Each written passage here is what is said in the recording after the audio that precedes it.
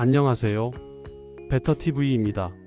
오늘은 정부가 발표한 민생회복 소비 쿠폰 2차 지급 일정과 폐업 소상공인에게 최대 720만원을 지원하는 정책에 대해 자세히 말씀드리겠습니다.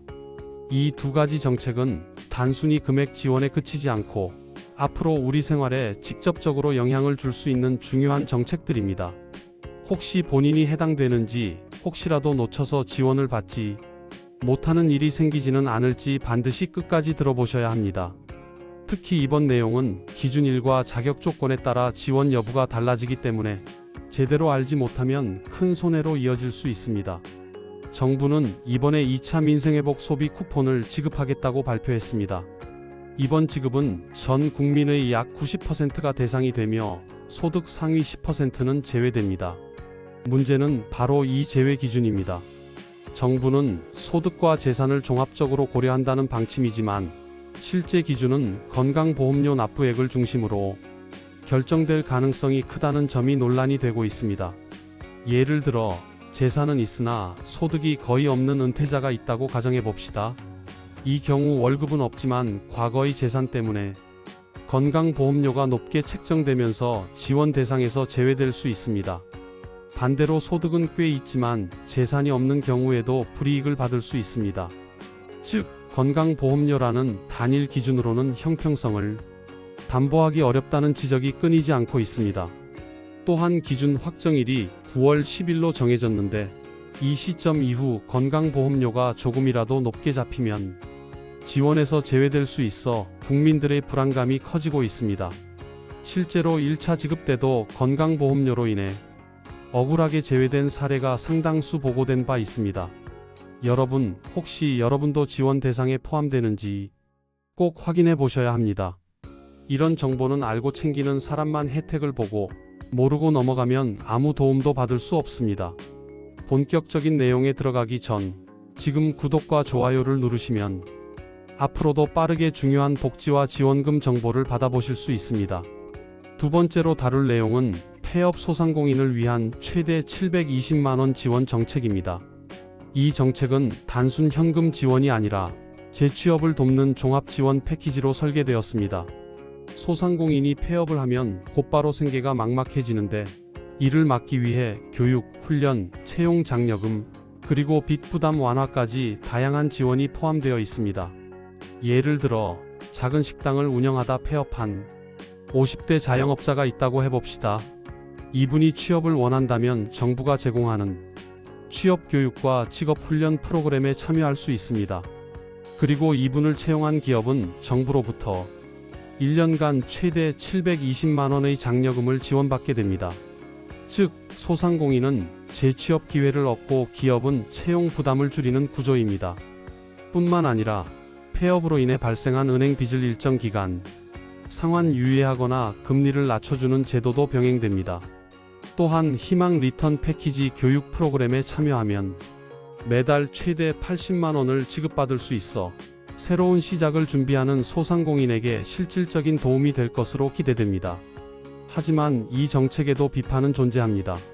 노년층, 저소득 가구 등 다른 취약계층은 여전히 소외될 수 있고 소상공인에게만 지원이 집중된다는 불만이 나오고 있습니다. 정책의 취지는 긍정적이지만 사회 전반의 형평성 차원에서는 논의가 더 필요하다는 지적입니다. 이제 구체적인 지급 내용을 살펴보겠습니다. 2차 민생회복 소비 쿠폰은 상위 10%를 제외한 국민이 대상이며 1인당 약 10만원이 지급됩니다. 지급일은 9월 22일로 확정되었고 지급 기준 역시 같은 날 확정됩니다.